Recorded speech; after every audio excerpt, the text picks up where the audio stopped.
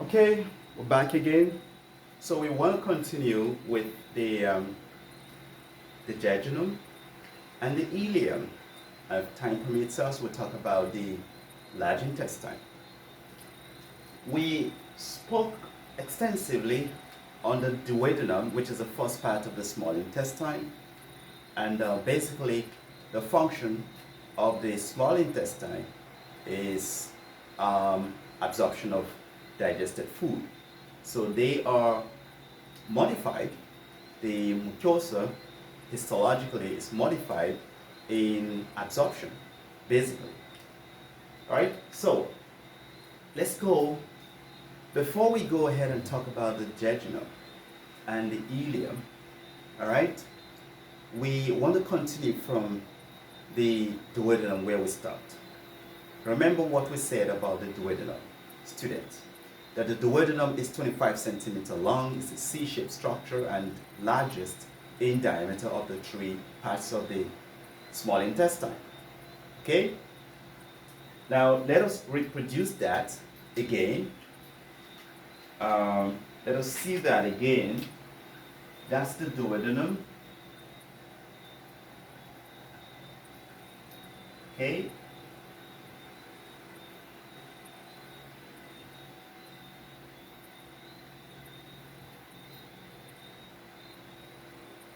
All right.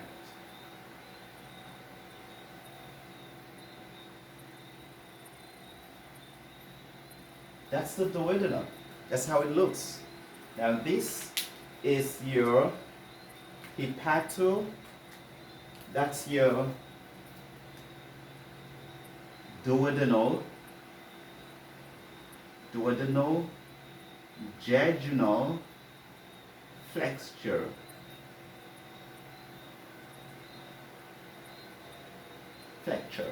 Okay? I hope you can see that.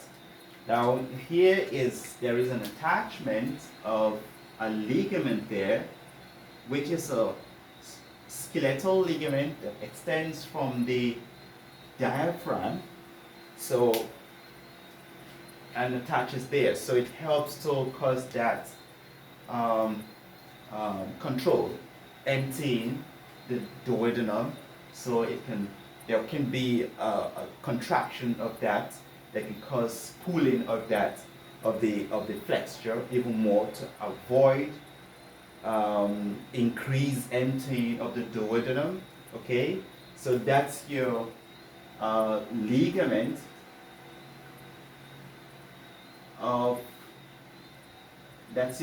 of trees. Okay, that's the ligament of trees. All right, good. Now if we know this, let's be equipped with the fact that the head of the pancreas is there. That's the insnet of the pancreas, and that this extends all the way there where it meets with your spleen. Okay? Alright. Now continuing from here is your jejunum. Continuing from there is your jejunum. But before we go ahead and talk about the jejunum, okay, we want to talk about something that I guess is important, which is the mesentery. So your mesentery is double layer, fan shape, okay, as a fan shape double fold of peritoneum. That's double shape. So it is extending obliquely, it is obliquely and inferiorly descending. So it's going to be oblique, all right, and inferiorly descending, where it is attached to the duodenal jejunal junction. And then, so remember also that we have a structure here called the ileum. That's the ileum, and that's the cecum, right? That's your cecum. And this is your ascending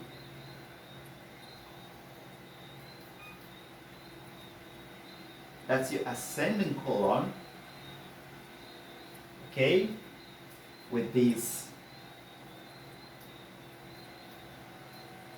tenea coli structure. Those tenea coli structure, we'll talk about that in a short while. Those are tenea coli structures. Okay. And of course, we have a structure like a diverticulum right there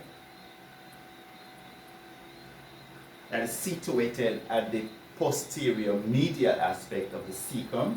All right, that's your appendix. This is your ileum. So we're going to label this right now so that students will follow. So that is your ileum. That's the appendix. Okay. Now here forms an important junction called the Ileocecal Junction. So at this point here, we have the Ileocecal Junction. Okay, that's the Ileocecal Junction.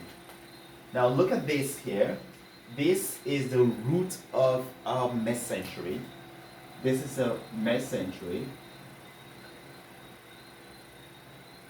Okay, now the mesentery is a fold, is a fan-shaped fold of peritoneum. So it's a fan-shaped, so let's say it's a fan-shaped fold of peritoneum. The fan-shaped fold of peritoneum that attaches all the intestine. So it attaches excluding the duodenum. So it's going to attach the continuation. So remember, we have a continuation here. So this is going to be our jejunum. So that's your jejunum.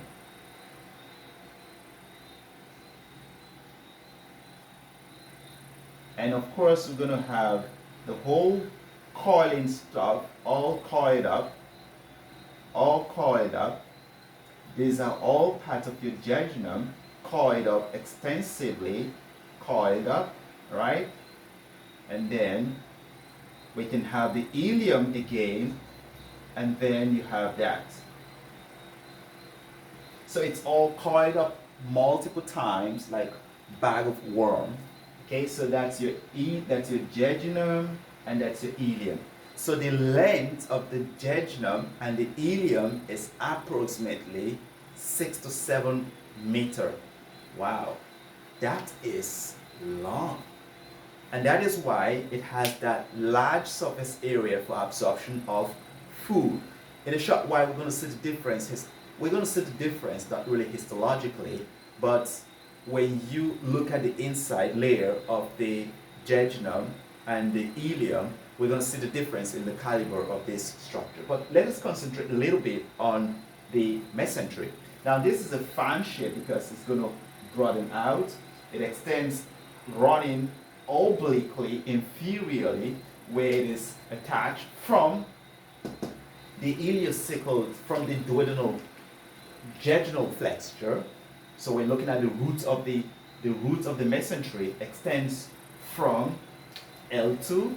It extends from L2. All right, take note of that. And then all the way to the ileocecal junction, which is posterior to the sacroiliac joint. The sacroiliac joint, the right sacroiliac joint. Very important, not the left, but the right, okay? So it extends all the way from L2, all right, the root of the mesentery. So we're looking at the root of the mesentery, runs from the, at the level of L2 to the ileocecal junction, which is posterior, or which is anterior rather, to the right ileocecal junction, the right ileocecal joint. That's the joint. Okay? Now this fans out. So remember that this fans out. So we have mesentery fanning out like that, carrying alongside with them mesenteric artery and vein to supply the jejunum and the ileum. Okay, so I guess this is very, very clear, and there should be no question regarding this. Okay, the other thing we should know is that the jejunum and the ileum are intraperitoneal structures, so they are completely covered. They have mesentery, of course, we just see the mesentery, so they are highly mobile. Unlike the duodenum, the only mobile part of the duodenum is the first 2 centimeters of the superior part of the duodenum, which is intraperitoneal. The other portion is immobile. Now we resume again mobility, high mobility. All right, so I'm going to wipe this off, and then we're going to see the difference between the jejunum and the ileum.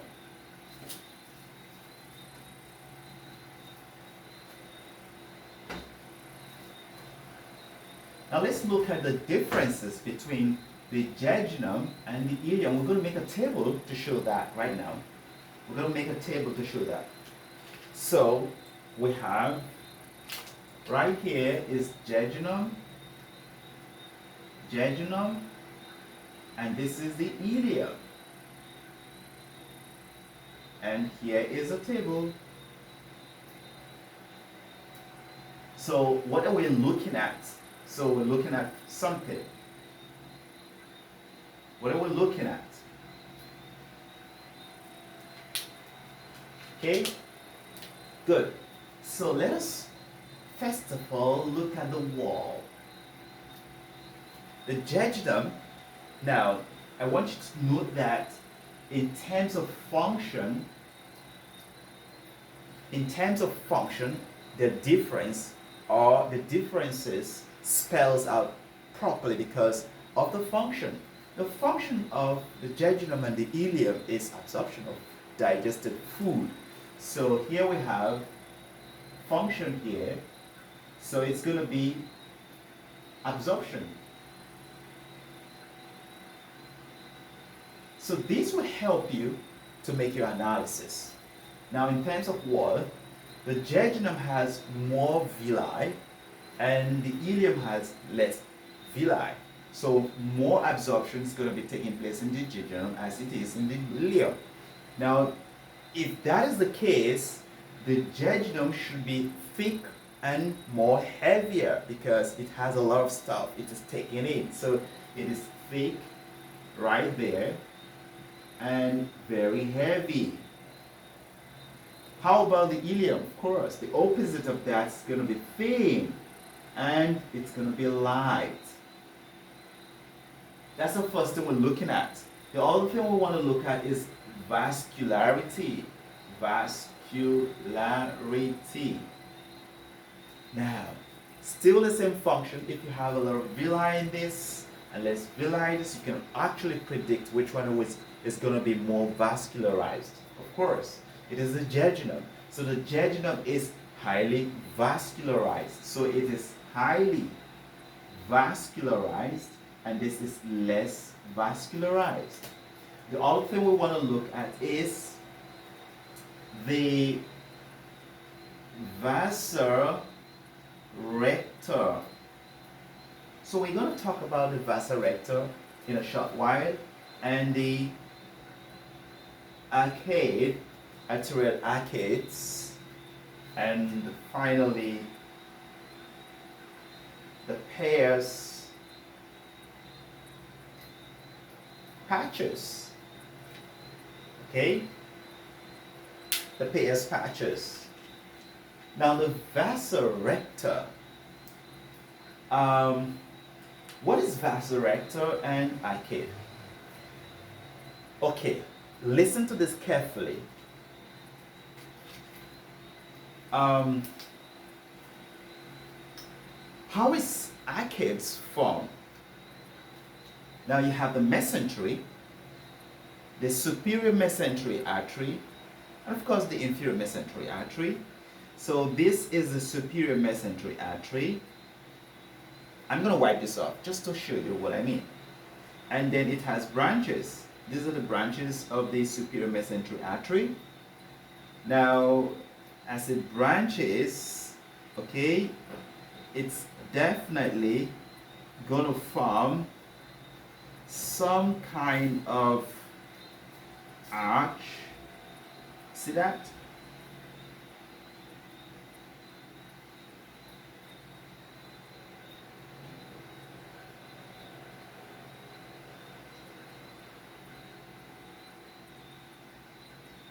All right, you get this now. Now, the branches of the superior mesenteric artery, anastomosis, unite and form loops or arches. These are the loops or arches. These are loops or arches. These arches are called arcades. Okay, so these are arcades. All right, now as they form these arcades will concentrate into long straight arteries before they are extended to the intestine. These are called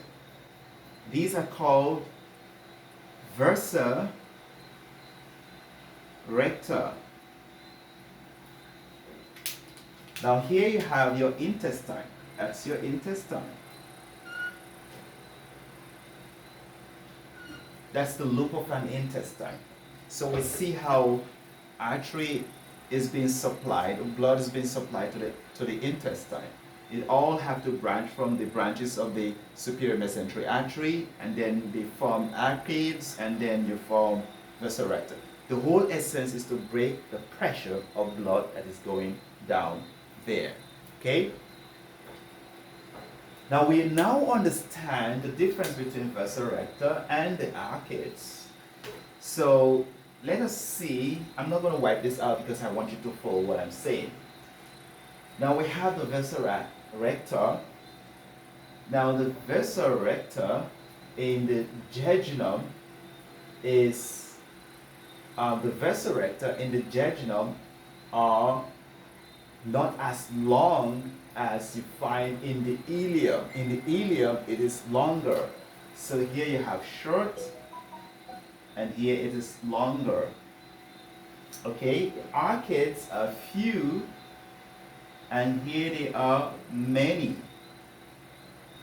Now how about, okay, the arcades are large. We have large here, they are large loops. Okay, and here you have small loops.